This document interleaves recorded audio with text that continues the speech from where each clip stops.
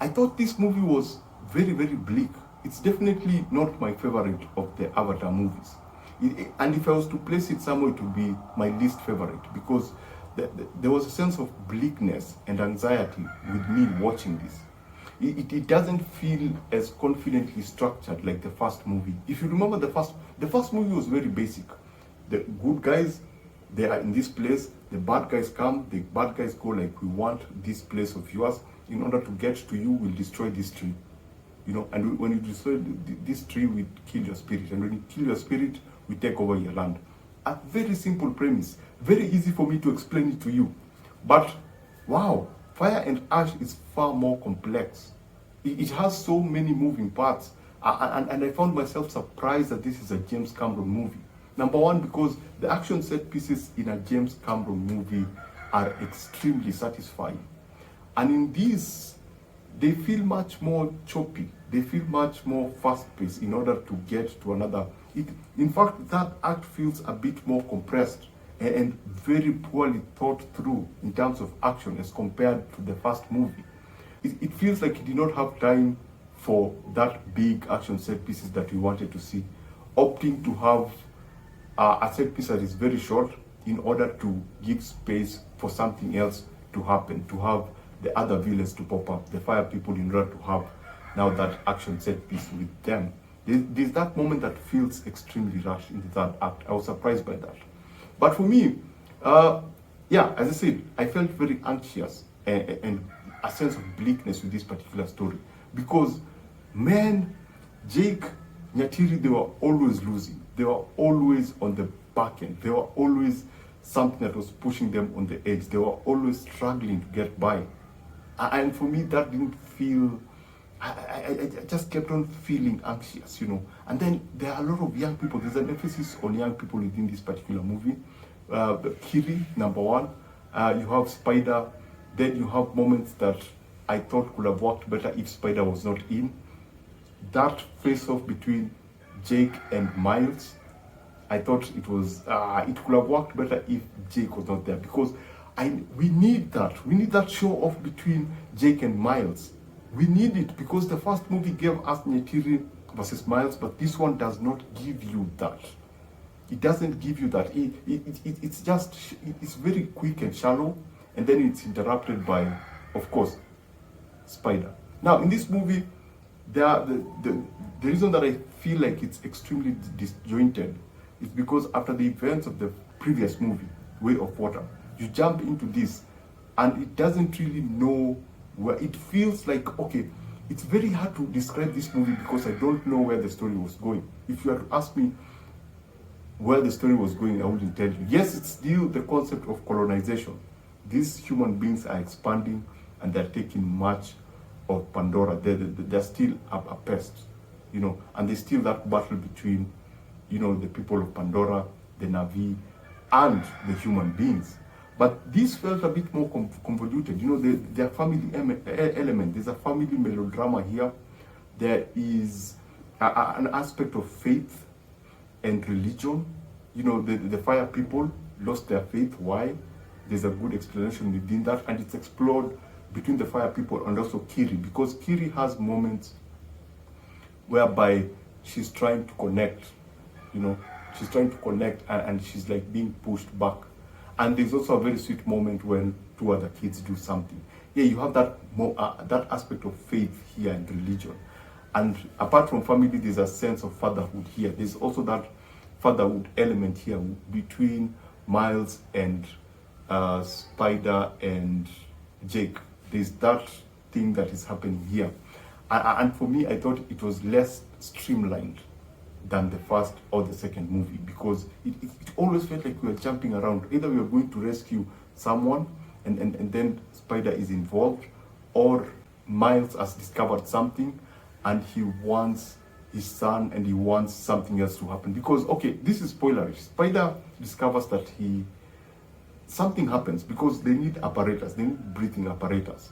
And so after something happens to the wind people, he finds himself in a forest, and whatever happening to them is happening.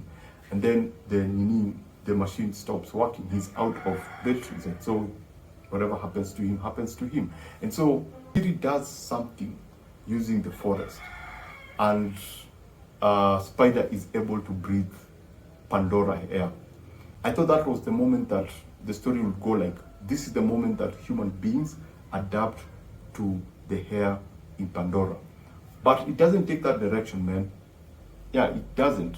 And it kind of takes a different direction. That is even forgotten. That is even sidelined. I know it's a big part of the second act, but it's easily sidelined. And now with the fire people, for me, I thought they were not given the same treatment that the water people were given in the second movie. In way of water, I wish they were given more.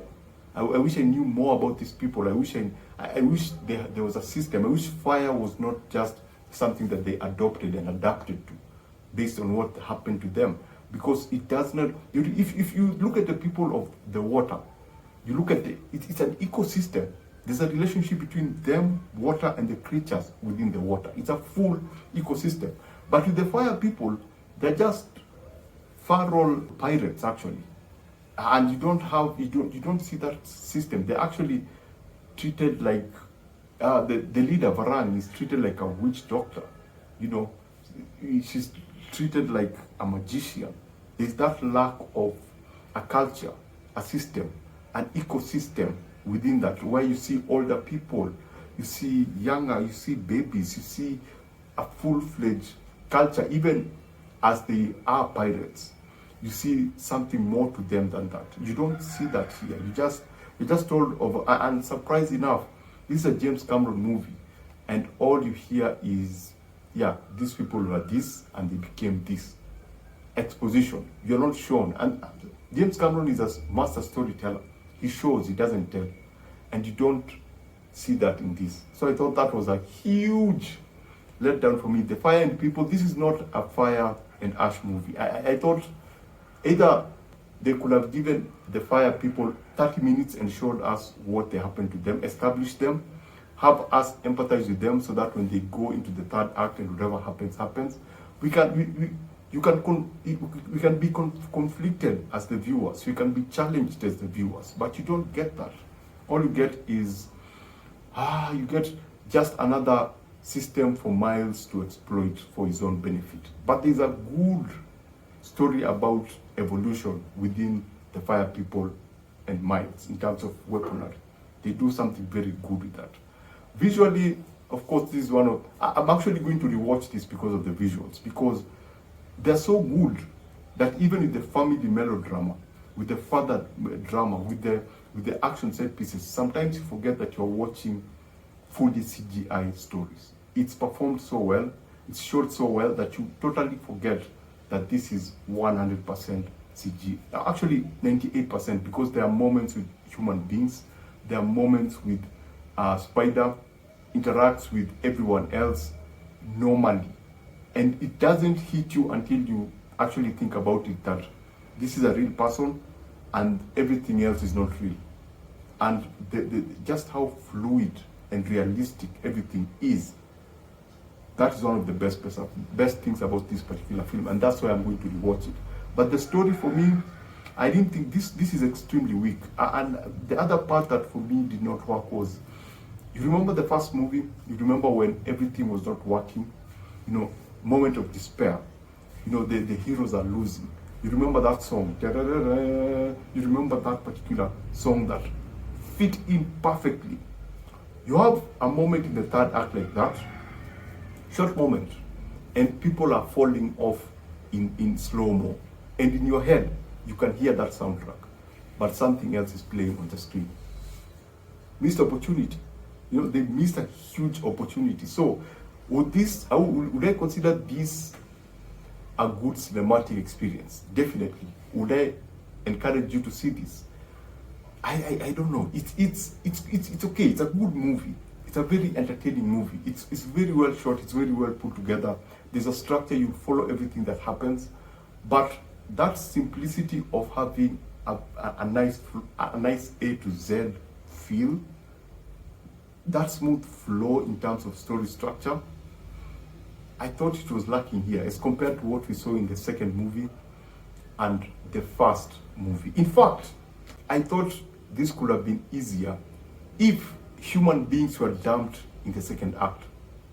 if this became just a civil war between the fire people and all the other people, fire people obviously enhanced with human weapons, and the humans, all the humans agree, or just side with Miles and say, you know what, we cannot deal with these people, let their own people deal with their own people. Let's cause a civil war.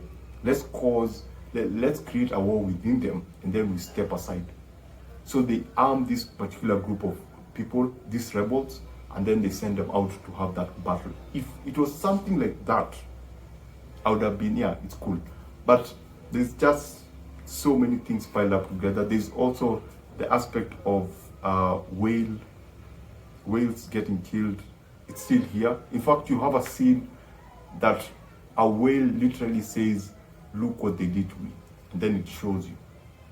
Yeah, so, I don't know. I thought this was the weakest of the three. The second one was okay. Actually, the tone after that character is shot in the second movie. That feeling you got from that movie, from that particular point, that's just a follow-up of everything that happens within this movie. Because there is another character who dies. The character in this who goes into labor and goes into war.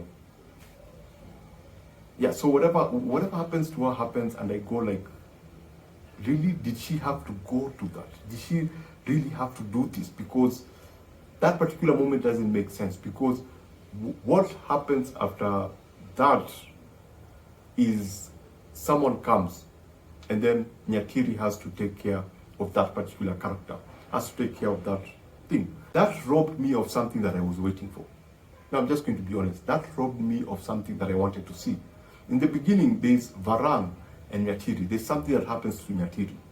And throughout the movie, every time Nyatiri and Varan cross paths, you can feel the tension.